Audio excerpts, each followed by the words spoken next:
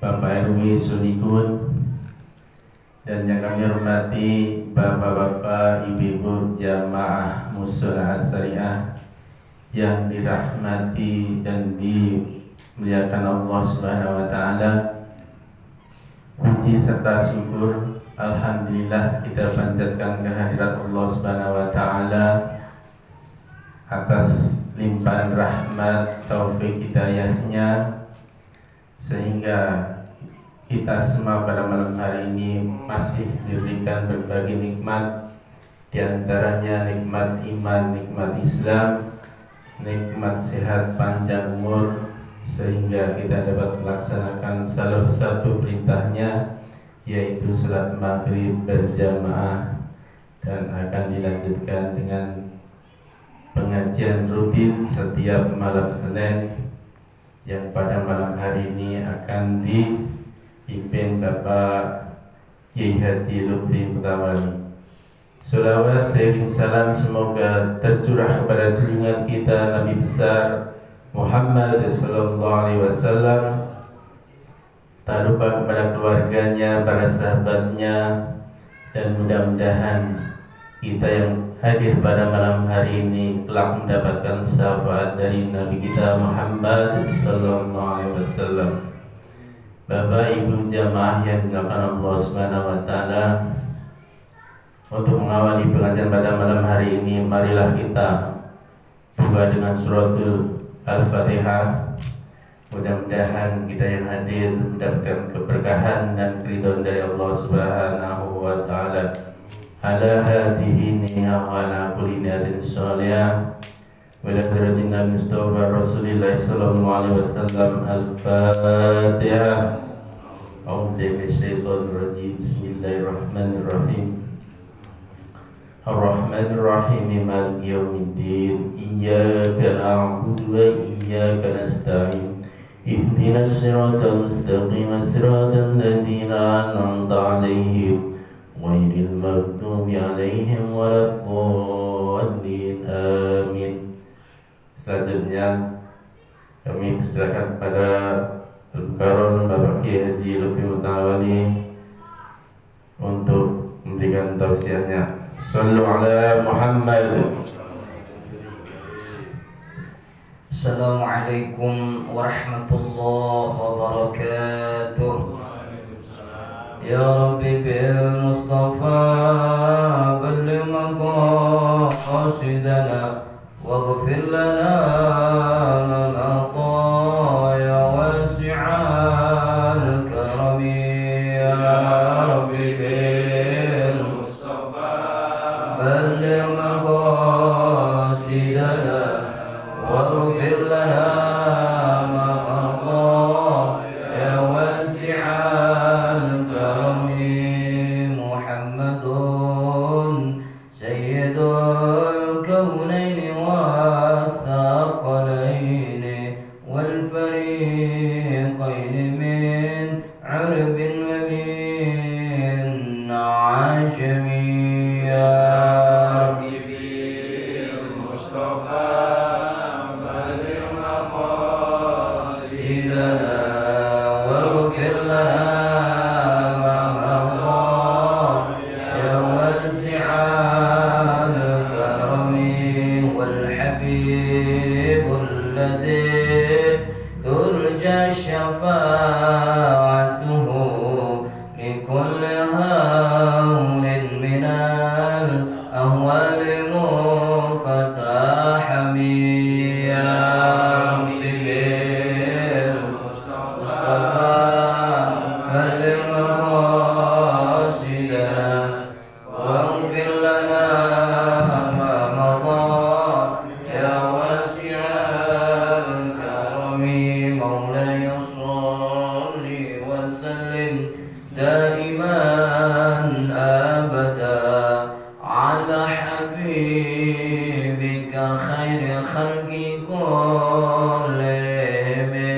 Ya Rabbi bil Mustafa balligh maqasidana waghfir lana ma mada ya wasi'al الكرم الفاتحة بالحضرة النبي المصطفى سيدنا وحبيبنا وشفيعنا ومولانا محمد صلى الله عليه وسلم وأزواجه وذريته والبيت الفاتحة. أعوذ بالله من الشيطان الرجيم. بسم الله الرحمن الرحيم. الحمد لله رب العالمين الرحمن الرحيم مالك يوم الدين إياك نعبد وإياك نستعين اهدنا الصراط المستقيم صراط الذين أنعمت عليهم غير المغضوب عليهم ولا الضالين آمين. الفاتحة خصوصا لأساتذتنا وأساتذتنا خصوصا الشيخ محمد نووي بن أبان خصوصا الشيخ محمد خالد بن عبد اللطيف وأبان خصوصا الشيخ محمد هاشم بن أشار خصوصا كي هاجي أسعد شمس العارفين خصوصا بابا أصبح خصوصا كي هاجي محمد وانجاجي محمد شاوي زرقون كي شمس الناجي وتركاجي ودرعم تركاجي خانس بدري والحبيب مدير بن فاطمة مصورنا وفعنا الفاتحة. أعوذ بالله من الشيطان الرجيم. بسم الله الرحمن الرحيم. الحمد لله رب العالمين الرحمن الرحيم مالك يوم الدين إياك نعبد وإياك نستعين اهدنا الصراط المستقيم صراط الذين أنعمت عليهم غير المغضوب عليهم ولا الضالين آمين. Fatihah buat saudara-saudara kita, keluarga kita, jamaah kita yang barangkali sedang sakit, mudah-mudahan barokah daripada suratul Fatihah.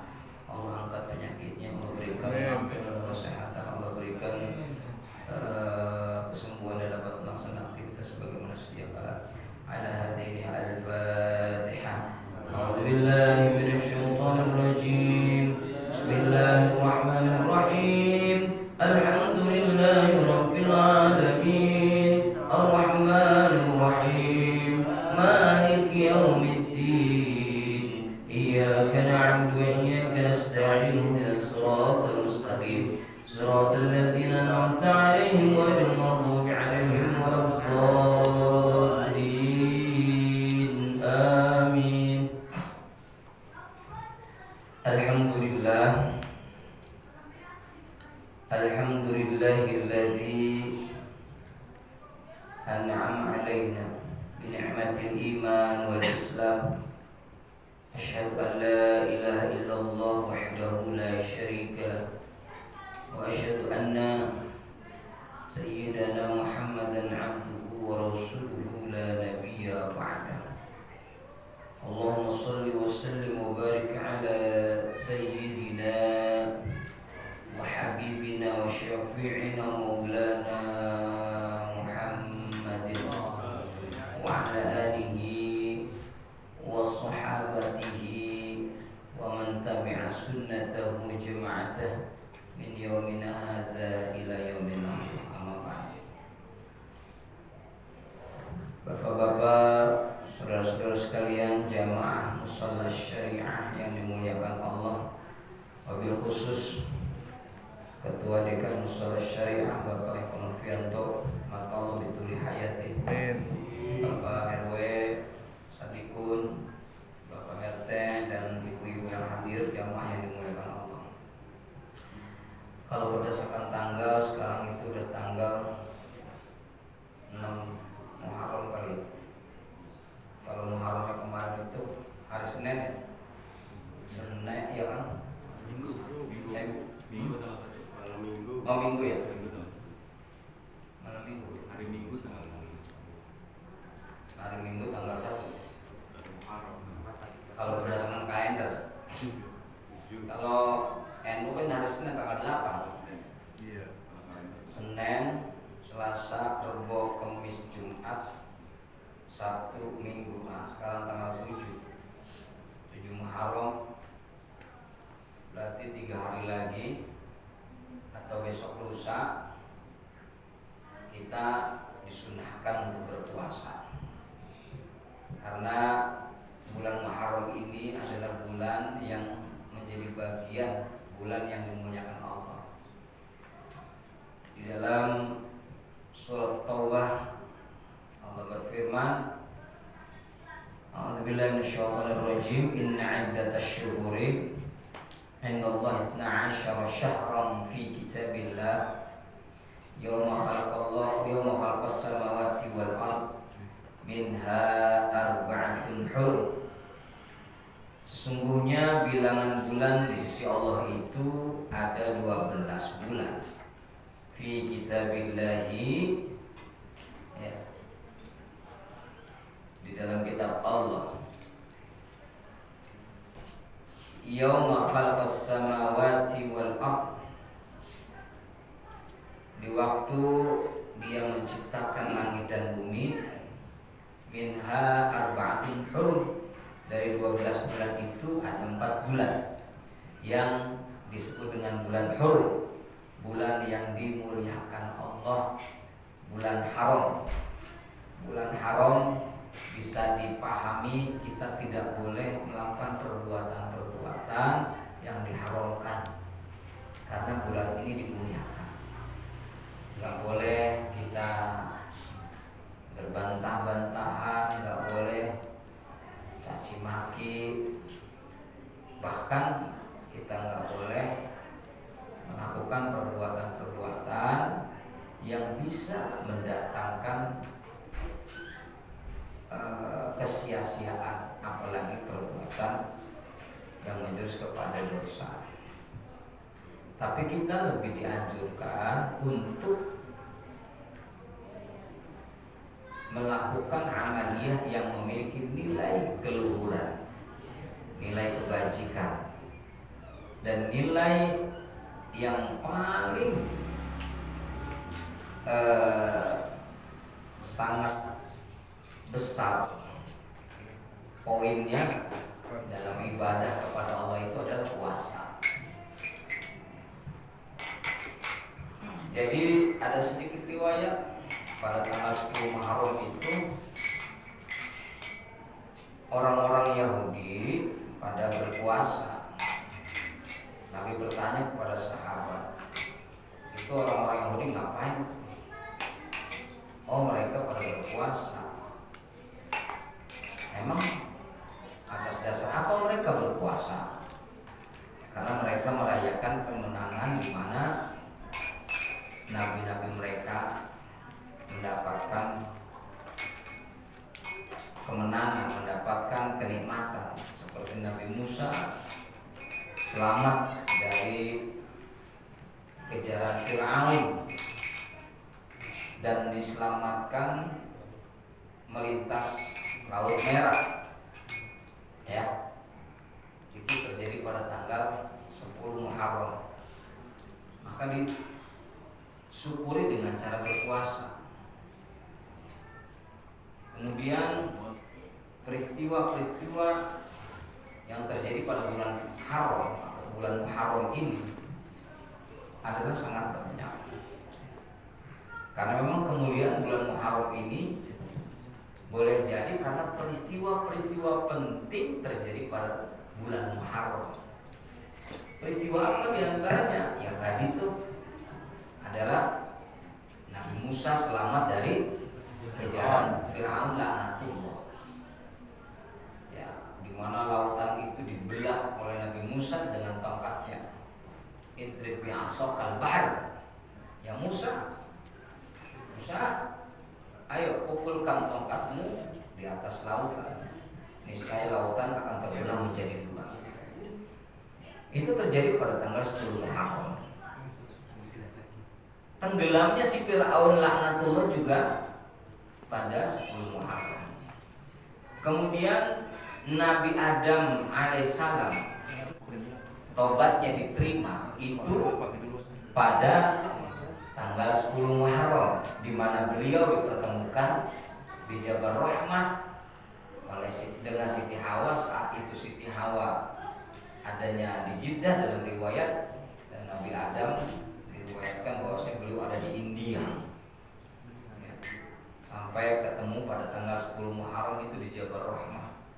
Makanya orang-orang kalau yang berangkat umroh itu Jabal Rahmah itu menjadi bagian perjalanan yang nggak pernah ditinggalkan dalam city tour.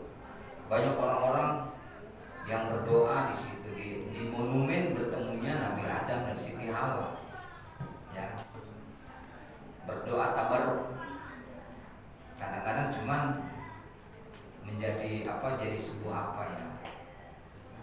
jadi sebuah tradisi bisa jadi dijadikan sebagai mitos. Orang-orang yang belum punya jodoh dia doa di situ minta jodoh. Orang-orang ibu-ibu yang belum punya anak pas lagi umroh dia berdoa di situ, ya Allah ambil megang perutnya, ya Allah saya biar cepat punya keturunan. Ya, kadang-kadang suami istri juga pas saat di Jabal Rahmah itu istrinya dengerin suaminya kalau berdoa, takutnya dia minta nambah lagi. Ya Allah ini kan tempat di mana Nabi Adam dan Siti Hawa bertemu. Ini dikatakan sebagai Jabal Rahmah. Jabal artinya gunung, Rahmah artinya kasih sayang. Ya Allah jadikanlah rumah tangga ini penuh dengan kasih sayang. Ya Allah biar lebih kasih sayang lagi, mudah-mudahan Kau kirimkan lagi kepada saya bidadari yang lainnya. Wah, kedengaran sama bininya, langsung ditabok loh. Waduh. Ya. Kemudian itu terjadi pada bulan Muharram tanggal 10. Kemudian juga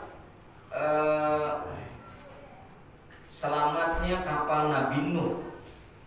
Ya, kapal Nabi Nuh itu kemudian bersandar di bukit namanya Bukit Judi ya. Ya, dengan selamat itu terjadi pada tanggal 10 Muharram.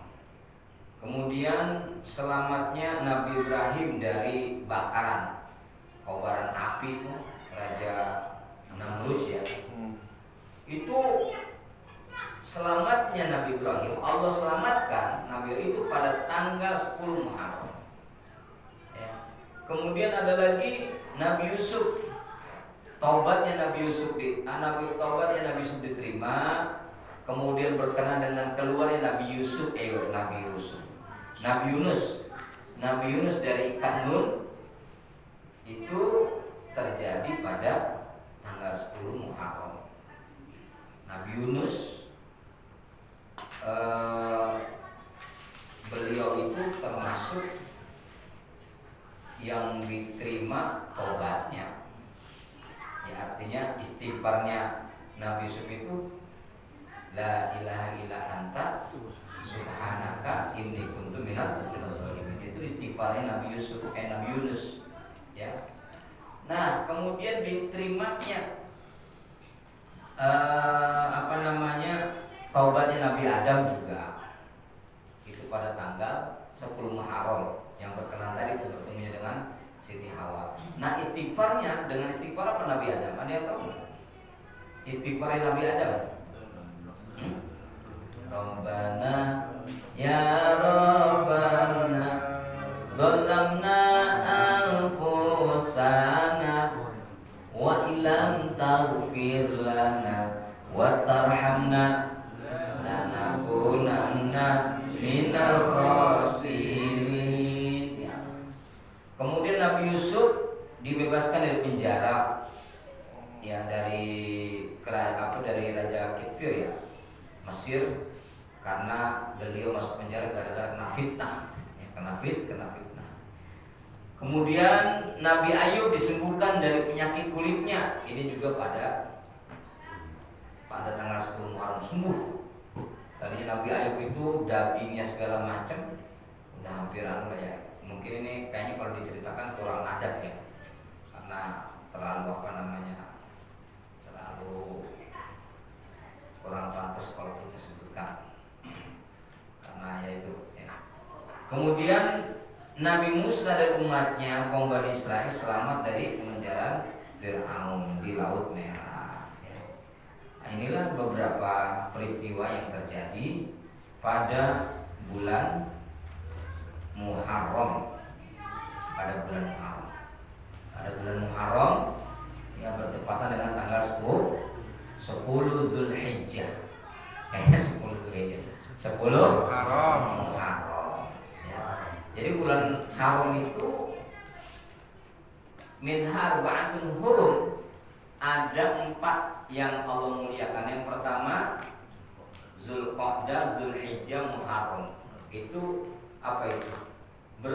Berurutan. Nah, lompat ke bulan Rajab. Nah, ya. Jadi 3 bulan berturut-turut itu bulan haram. Nah, lompatnya ke bulan Rajab. Nah, kemudian amalan yang disunahkan kita untuk menghidupkan bulan Muharram itu ada yang namanya puasa. Puasa apa? Puasa Asyura. Puasa Asyura itu asbabul wurudnya itu bahwa orang-orang Yahudi itu pada tanggal 10 Muharram pada berpuasa. Nabi bertanya itu pada Ramadan pada ngapain? Oh, dia lagi pada puasa. Atas dasar apa mereka puasa? Karena merayakan hari kemenangan para nabinya. Loh, harusnya kita yang lebih berhak ya, menjalankan ibadah puasa 10 Muharram. Ya sudah, kalau seandainya untuk membedakan puasanya orang Yahudi dengan kita umat Muslim, puasanya dimulai dari tanggal 9. Namanya puasa Tasu'a. Kalau puasa Muharram 10 Muharram namanya puasa Asyura. Nah, boleh ditambah lagi tuh pada tanggal 11-nya. Ya, pada tanggal 11-nya. Ya. Itu untuk ngebedain kalau kita itu bukan ngikutin orang Yahudi, ya. Oh, kita ikut-ikutan orang Yahudi puasa, kita puasa. Makanya untuk membedakan agar kita tidak sama dengan orang Yahudi, puasanya itu maksimal 3 hari. 9, 10, 11. Kalau 11, 10 aja boleh nggak? Ya boleh-boleh aja. Ya bagus nggak bagus. Ya nggak apa-apa lah, nggak apa-apa. Ya, bagus Pak. Apa sih keutamaan puasa Asyura?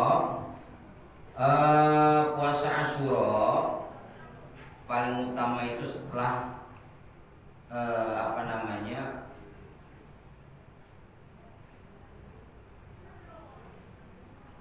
puasa Muharram itu adalah puasa yang paling utama setelah puasa Ramadan. Ya. Bulan Muharram itu adalah salah satu di antara bulan-bulan yang mulia. Kemudian pahala orang yang melaksanakan ibadah puasa di bulan Muharram, ya, 1 hari aja itu nilainya sama dengan pahala 30 hari melaksanakan ibadah puasa. 1 hari kita bikin puasa, pahalanya dapat 30 hari. Kita dianjurkan sama Nabi tanggal 9, 10, 11. Ya. Berarti udah berapa? 90 hari. Pernah Bapak puasa 90 hari? Puasa Ramadan juga. Kalau karena wajib kalau kagak wajib kagak saya kerjain. Kalau gitu kali ya. Setengah hari. Khusus puasa Asyura keutamanya adalah sebagai pelebur dosa setahun yang telah lewat. Bahkan kata Nabi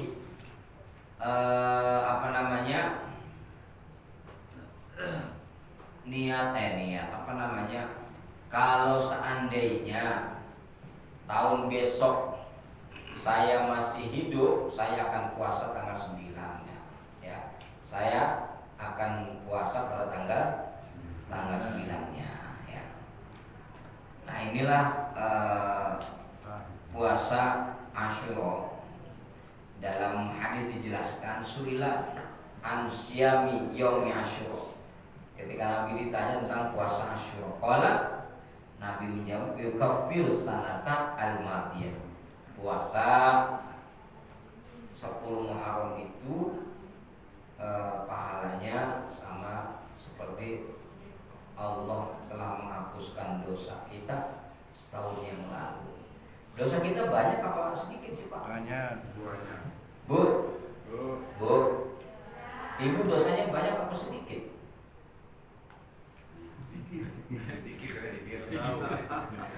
Bu, banyak apa sedikit dosanya? Banyak. Sama suami ibu banyakan mana? Kata lakinya, kata ibu, lah banyakan laki saya. Semua manusia, hampir semua manusia kecuali para nabi, ya, itu adalah paling banyak dosanya manusia.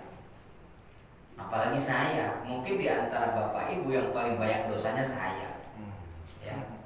Makanya saya juga minta doa dari bapak ibu, mudah-mudahan dosa-dosa kita diampuni. Nah, agar dosa kita ini diampuni 1 tahun lewat, keutamanya dengan cara apa? Berpuasa pada tanggal 10 Muharram. Bapak banyak dosa sama Allah, bapak juga banyak salah sama istri, ya. Ibu banyak salah sama Allah, ibu juga banyak salah sama istri, sama suami. Nah besok lusa kita mulai puasa dah tuh.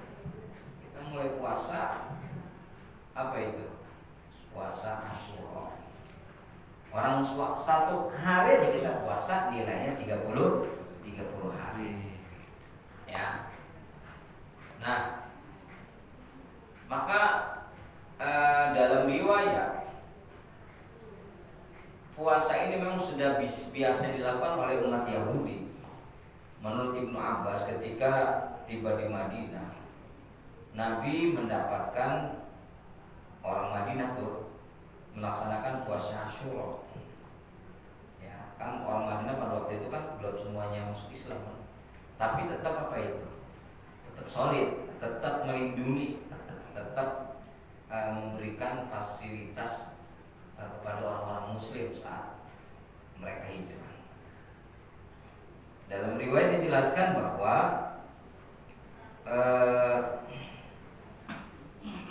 ketika Ibnu Abbas meriwayatkan ketika tiba di Madinah, Nabi mendapatkan mereka orang Madinah itu melaksanakan puasa 10 Asyura, dan mereka menyebutkan ini adalah hari raya, yaitu hari di mana Allah menyelamatkan Nabi Musa dan menenggelamkan Fir'aun.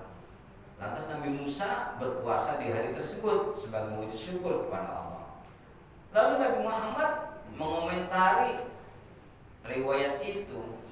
Apa kata Nabi Muhammad? Akulah yang lebih utama, yang lebih dekat terhadap Nabi Musa dibandingkan mereka. Maka seyogianya kamilah yang pantas yang menjalankan puasa.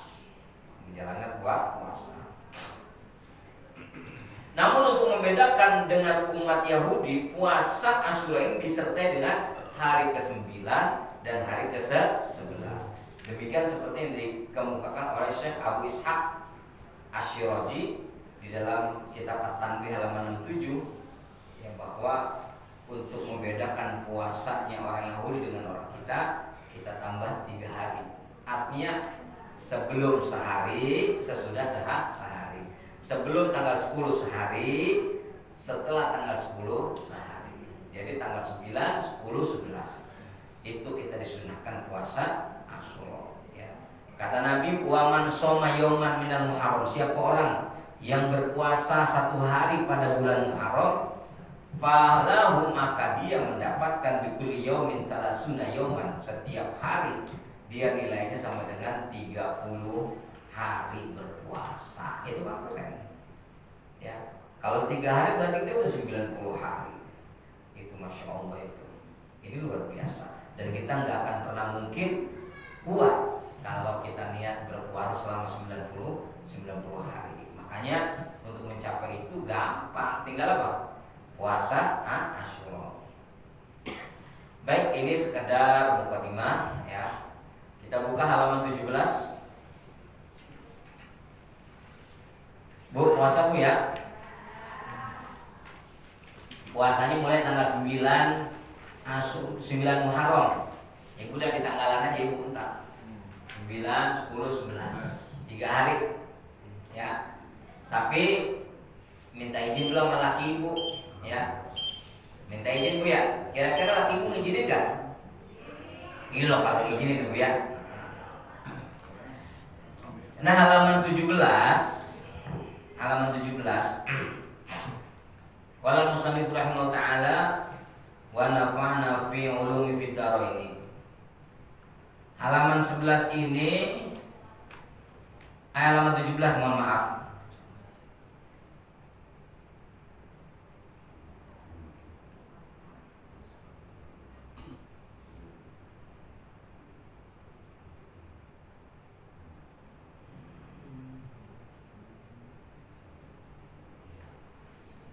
Faslun, ya, udah ketemu Pak ya?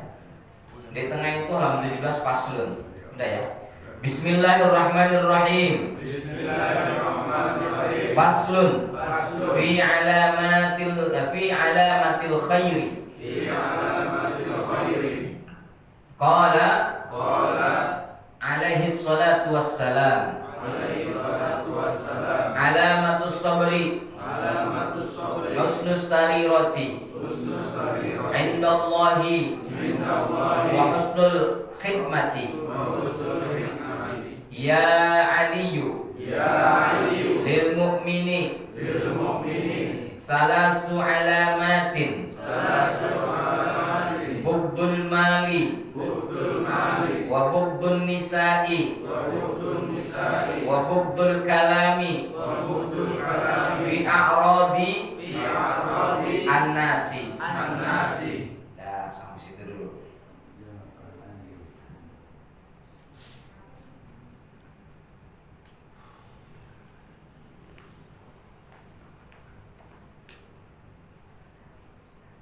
Faslun bermula ini kelas fi alamatil khairi, menerangkan tentang tandanya kebaikan.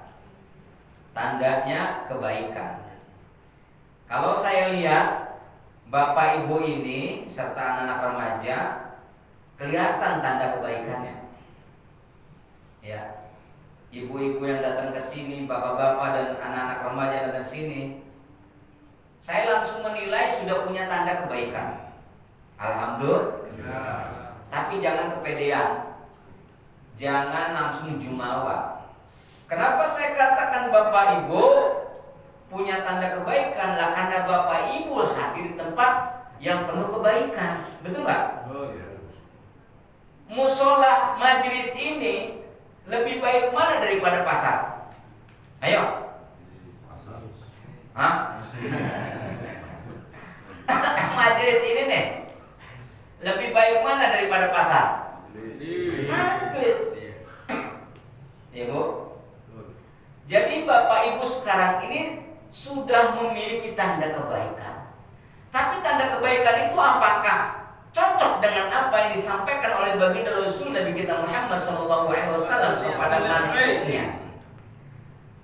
Nah, salah satu tanda-tanda kebaikan itu adalah yang pertama, qala alaihi salatu wassalam, ngendiko sinten an-nabi sallallahu alaihi wasallam, kanjeng Nabi sallallahu alaihi wasallam, apa alamatus sabri, tandanya kesabaran itu husnus sariroti. Husnus sariroti, baiknya makan roti. Mentang-mentang ada sari roti. Ini efek apa, ngantuk ini ya. Husnus sariroti itu artinya baiknya perbuatan indallahi, di sisi Allah, wa husnul khidmati, dan baiknya khidmat pengabdian kita kepada Allah. Tuh, tandanya sabar itu ada dua. Jadi tandanya kebaikan itu yang pertama sabar. Tandanya kebaikan yang pertama sabar. Sabar itu tandanya apa? Husnu sariroti. Husnus sariroti, baiknya perbuatan kita indallahi, di sisi Allah. Nah, ini termasuk ibu bapak, anak remaja hadir di majelis yang mulia ini adalah merupakan perbuatan baik. Bapak ngasih nafkah sama istrinya baik, ibu taat sama suaminya baik, anak-anaknya taat sama orang tuanya baik, bapak RW-nya baik karena selalu peduli sama warganya, bapak RT-nya juga baik karena selalu ngurusin warganya. Ya, itu namanya alamatu apa? Alamatu sabr. Yang pertama husnus sariroti. Ya Bu, ingat ya. Ingat sama apa Bu? Sariroti. Baiknya perbuatan di sisi Allah, di pandangan Allah ini kita ini dinilai baik. Ya, belum tentu di pandangan manusia baik, itu di pandangan Allah itu baik, belum tentu. Di pandangan kita nih baik nih. Saya memandang Bapak Ibu adalah orang-orang yang baik dan saya menilai Bapak Ibu memiliki perangai dan perbuatan yang baik. Apakah nanti penilaian saya ini sama dengan penilaian Allah? Belum tentu. Ya, belum tentu. Karena apa? Husnus sariroti itu adalah beramal kebaikan hanya semata-mata karena Allah, bukan karena kepengen mau viral, kepengen didengar orang, kepengen dilihat orang, bukan. Ya, Bapak Ibu datang ke majelis ini niatnya bukan karena Allah, tapi karena sesuatu misalnya. Ya, itu perbuatannya baik nggak? Bapak Ibu datang ke sini baik, tapi di pandangan Allah dicek niatnya, dicek hatinya. Oh, ternyata si fulan ini datang ke musola cuman begini. Oh, ibu ini datang ke musola cuman begitu. Tuh. Makanya kita berangkat dari rumah, ya Bapak Ibu, jangan pernah kita melupakan doa keluar dari bismillahi la haula wala quwata illa billah nawaitu ta'alluma lillah, saya niat menuntut ilmu karena Allah. Tuh. Karena penting Bu baca bismillahi la haula. Kita ini enggak punya kekuatan apa-apa. Kita ini udah kuat tekad bulat pengen berharap ridho Allah, di tengah jalan ya ada masalah, ada mengganggu hati kita, ya. Kita mau berangkat ke musola, ya, ketemu sama Pak RT. Mas Barok mau kemana? Saya mau ke musola malam Senin pengajian. Udahlah, gampang, malam Senin besok yang terada. Enggak, lawang saya pengen ngaji, ya, pengen ngaji udah istiqomah, malam Senin ngaji. Oh, udahlah kita main catur aja, gampang itu malah. Kan ini Pak Eko di YouTube juga ntar ada, gampang kan aja di YouTube. Tuh ya. Tapi tetap Mas Barok masih kuat Mas Barok. Sampai di depan sini, ya, ketemu Pak RW. Woi Mas Barok, mau kemana nih? Ngaji kan. Oh iya, subhanallah, luar biasa. Salah satu warga saya yang betul-betul konsisten, warga saya yang betul-betul rajin ke musola, baru Pak Barok aja nih yang saya lihat. Tuh, udah enak-enak. Cobaan pertama Mas Barok lulus dari Pak RT, diajakin main catur kan, kuat. Cobaan kedua ada pujian dari Pak RW, langsung tuh, oh iya juga ya. Di mata manusia Mas Barok baik, di mata Pak RW Mas Barok baik. Di mata Allah udah bagus-bagus niat dari rumah karena Allah, cuma gara-gara dipuji sama Pak RW langsung hatinya salting, hilang Pak, habis. Betul, ya, betul banget. Suatu ketika Pak Eko jadi imam, ya. Jadi imam maghrib, imam isya, ya. Tadinya mah biasa-biasa aja karena Allah lah. Bismillahirrahmanirrahim. Alhamdulillahirabbil alamin. Lah ini gara-gara ada bapaknya datang. Iya kan? Gara-gara ada bapaknya datang, bacanya lagi Bismillahirrahmanirrahim. Waduh, pas selesai assalamualaikum langsung bapaknya bilang, kok nggak nyangka ya bapak punya anak suaranya enak tuh. Tadinya mah di mata Allah bagus, Pak. Di mata Allah bagus tadinya. Cuman gara-gara sum'ah, gara-gara dipuji sama bapaknya langsung itu namanya mangkak ya. Tahu mangkak ya? Ya itu mangkak itu gede hati. Ya Allah, hilang udah hilang, masya Allah. Ya. Yang tadinya istrinya Kang Eko malas-malesan, misalnya, ya malas-malasan ini gara-gara ada mertuanya. Jam 3 udah bangun. Kata bapaknya Kang Eko, kok bojomu itu bojo apa? Yang bojomu itu solehah ya. Ya kedengeran tuh sama bininya. Bengi-bengi wis tangi ya. Masya Allah, bapak bangga punya mantu solehah. Kedengeran tuh lagi sholat. Langsung sholatnya dibacain. Aku bacanya panjang loh. Sampai mau menjelang subuh baru wassalamualaikum. Ya Allah, tadinya baik di mata Allah, pas gara-gara ada gangguan hati, udah Pak. Laisa min husni sariroti.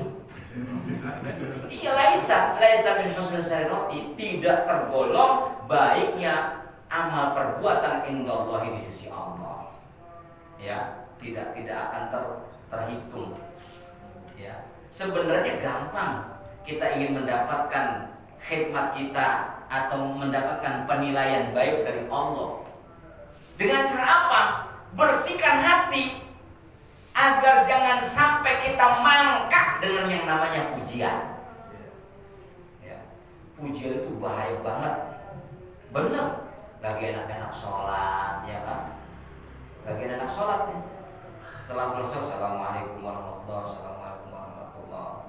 Ya, Mas Wid, kok saya lihat sholatnya khusyuk banget sih. Aduh, apa sih syaratnya?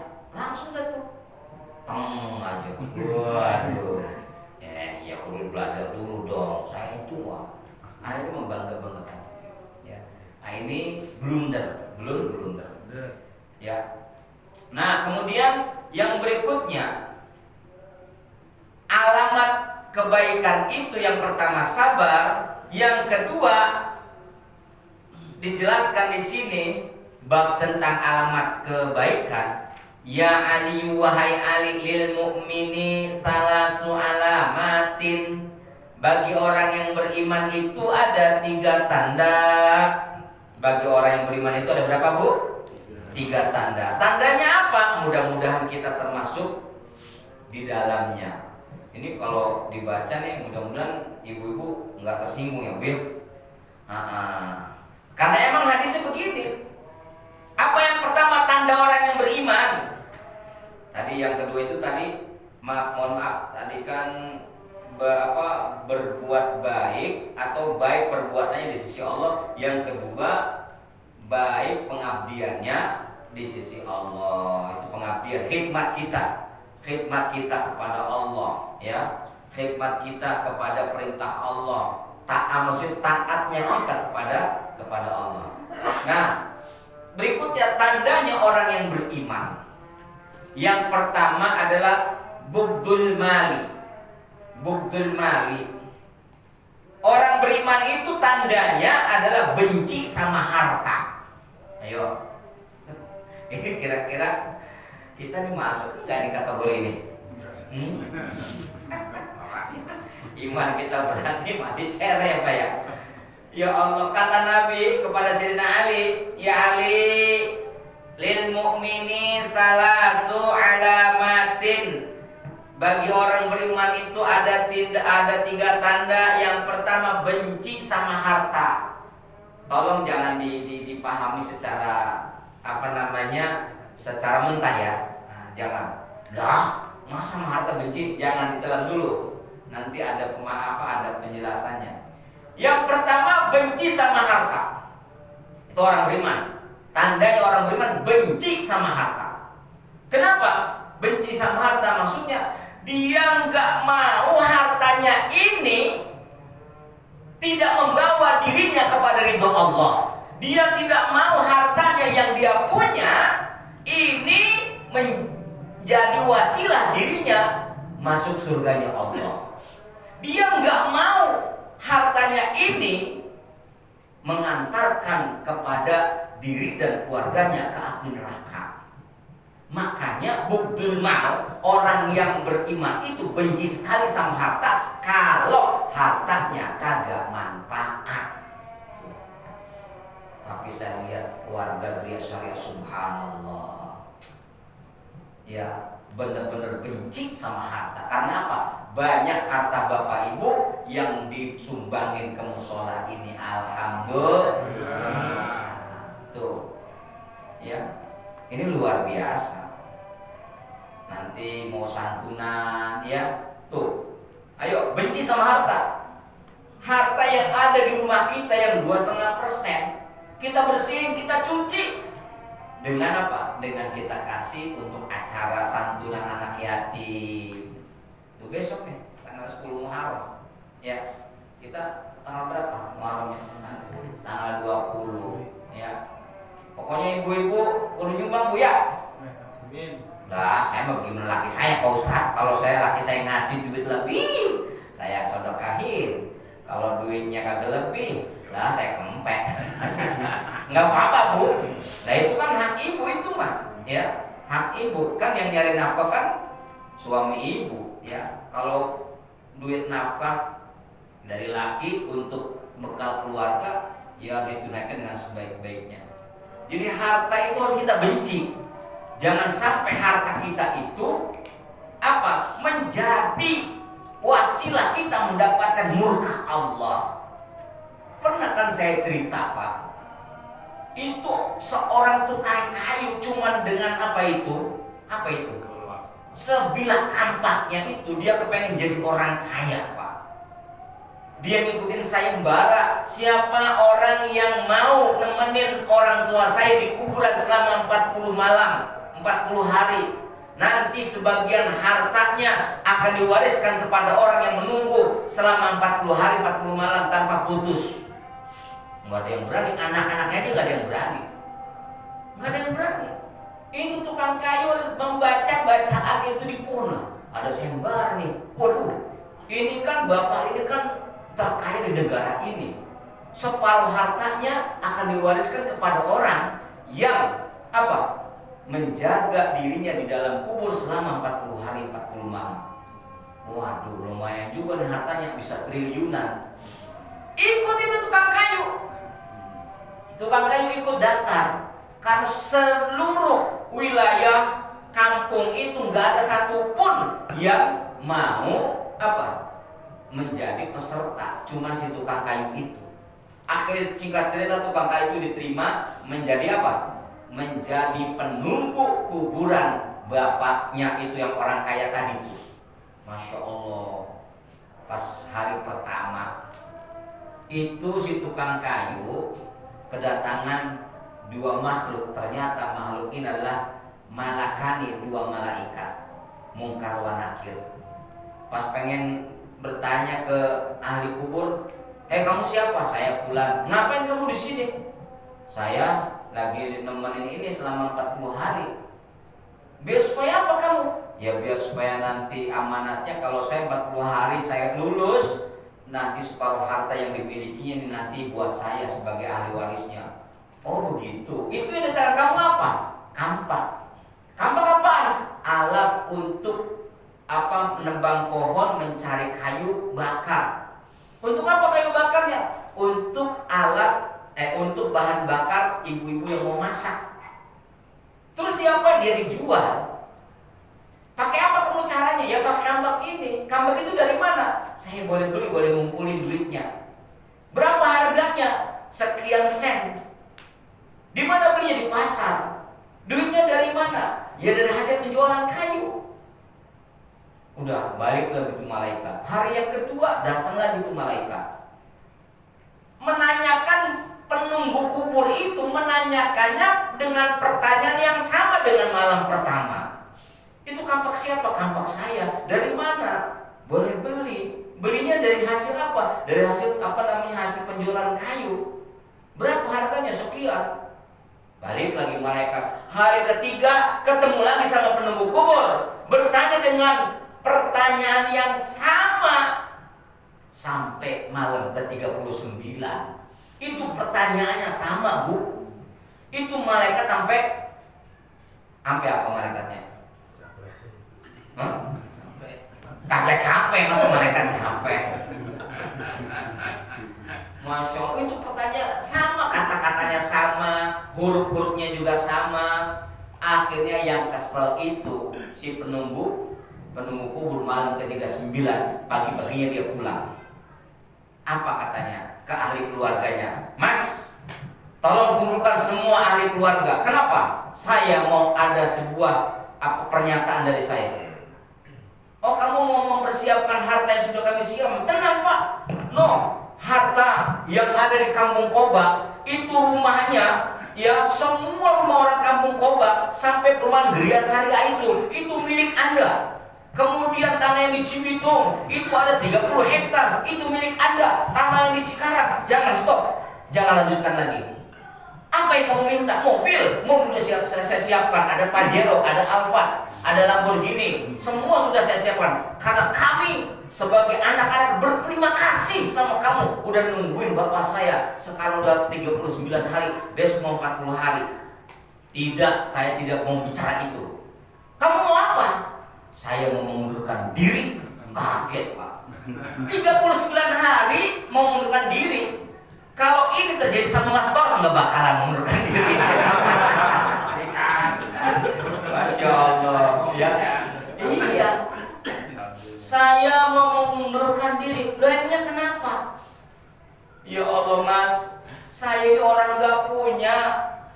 Yang saya punya cuma kampak semata wayang saya sebagai tempat di mana saya mencari nafkah. Maksudnya apa? Orang kampak saya yang semurah ini selalu ditanya dari mana hasil penjualan kampak itu, dari mana membeli hasil kampak itu. Timbang kampak yang harganya kali 20.000 di pasar Tambun. Ini ditanya mulu. Ini bagaimana nanti saya kalau punya tanah berhektar-hektar, mobil mewah, sawah berlimpah, bagaimana nanti pertanyaan itu? Saya tidak akan kuat untuk bisa mempertanggungjawabkannya. Sama kampak aja saya udah ribet. Saya mengundurkan diri, Pak. Masya Allah. Saya yakin kalau jamaah saya nggak bakalan bodohlah 40 hari mau bagaimana pun harus. Nah, ini Pak, si tukang kayu ini termasuk tanda orang yang beriman. Karena apa? Bugdul mal, benci sama harta. Mau benci sama harta yang model begitu ya Bu ya. Takut hartanya dihisap, ada kesubhatan, ada hasil yang haram. Tuh, bugdul mal. Yang kedua, tandanya orang yang beriman, bugdul nisa, benci sama wanita. Tuh. Lah Pak Ustadz, masa laki saya benci sama saya? Maksudnya bukan begitu ibu-ibu. Yang namanya wanita, zuyyina lin-nasi hubbu syahawati minan nisa'i wal banin. Dihiasi, zuyyina lin-nas, dihiasinya manusia itu hubbu syahawat, mencintai keinginan yang berdasarkan hawa nafsu. Itu dimulai dari apa? Minan nisa, yang pertama wanita. Tuh, wanita. Nabi Adam tergoda gara-gara wanita. Siti Hawa. Hawa mulutnya terbuka. Hawa terbuka nggak Pak? Hawa. Nah, terbuka. Makanya hati-hati dengan mulut yang terbuka. Hawa. Artinya apa Bu? Ketika orang yang beriman itu tergoda keimanannya dengan seorang wanita, maka hancurlah keimanannya. Begitupun sebaliknya, ketika ibu digoda oleh seorang pria yang tampan, kemudian ibu tergoda dengan ketampanannya, maka hancurlah keimanannya. Ya, jadi benci kepada wanita, begitupun ibu-ibu benci kepada laki-laki dalam arti benci untuk mengikuti keinginan laki-laki yang bukan muhrimnya untuk melakukan perbuatan maksiat. Tuh, ya. Makanya Bu, kalau suami ibu makin cinta sama ibu, ya, rawatin dah tuh. Seperti ibu melihat suami ibu ngurusin burung. Nah, siapa yang punya burung? Nah, ini nih, punya burung nih. Nih, Mas Biono nih. Burung apa, cicak roh Mas ya? Apa? Nah, burung cicak roh. Ya Allah, disempretin tuh burung. Kadang-kadang bininya gak kurus, ya. Burungnya urusin. Ya Allah, disemprotin, dikasih makan. Begitu Bu, sama ibu ngurusin laki betul-betul dengan penuh kasih sayang, dengan penuh tanggung jawab, dengan servis yang memuaskan. Ya, betul Bu, bener. Saya ngomong ini nggak main-main. Ya, berapa banyak suami itu nggak betah di rumah, ya gara-gara bininya ruwet. Ya, baru datang, baru pulang Bang. Itu orang mah cium tangan, Mas baru pulang, alhamdulillah. Cium tangan, ambil tasnya, iya kan? Ambil jaketnya, terakhir ambil dompetnya. Ya, tawarin Mas, mau mandi dulu, apa mau ngopi dulu, apa mau makan dulu, namanya baru pulang kerja, mau ngopi dulu mah, kopi sudah tersedia. Dengan goreng gitu. Tapi alhamdulillah saya lihat istri-istri zaman sini, masya Allah, pokoknya nggak usah ditanya dah, nggak usah ditanya pokoknya dah, pokoknya nggak usah ditanya dah, pokoknya udah nggak usah ditanya dah, luar biasa pokoknya dah. Saya mah berhusnudzon, ya sangat berhusnudzon. Jadi benci sama sama wanita, ya. Ibu-ibu benci kepada orang laki-laki yang mengajak untuk berbuat maksiat, ya. Jangan sampai begini, ketika suami ibu tidak ada di rumah, suatu ketika ibu dalam kondisi minta dibantu, ya ternyata nggak ada suami, ya. Nah ibu harus minta bantuan kepada tetangga ibu, ternyata ada laki-laki, katakanlah ada Pak RW. Nah Pak RW adabnya harus membawa yang lain, misalnya Pak RW bawa istrinya, ya toh, atau bawa tetangga yang lain. Ayo, ini istrinya Pak Eko lagi minta bantuan, ayo bantu sama-sama. Nah itu adalah untuk menghindar dari fitnah, ya. Yang ketiga adalah tandanya orang yang beriman adalah wa bughdul kalami fi a'radin nas, benci berbicara di hadapan manusia. Maksudnya apa Bu? Hindari banyak omong di depan orang. Hindari. Ya kalau begini mah kan lagi ngaji nih mah ya. Ini kan lagi ngaji beda ya. Nah, hindari banyak omong. Ya, hindari banyak omong artinya pembicaraan yang enggak penting, pembicaraan yang enggak urgen, pembicaraan yang sia-sia, hindari. Hindari. Ya.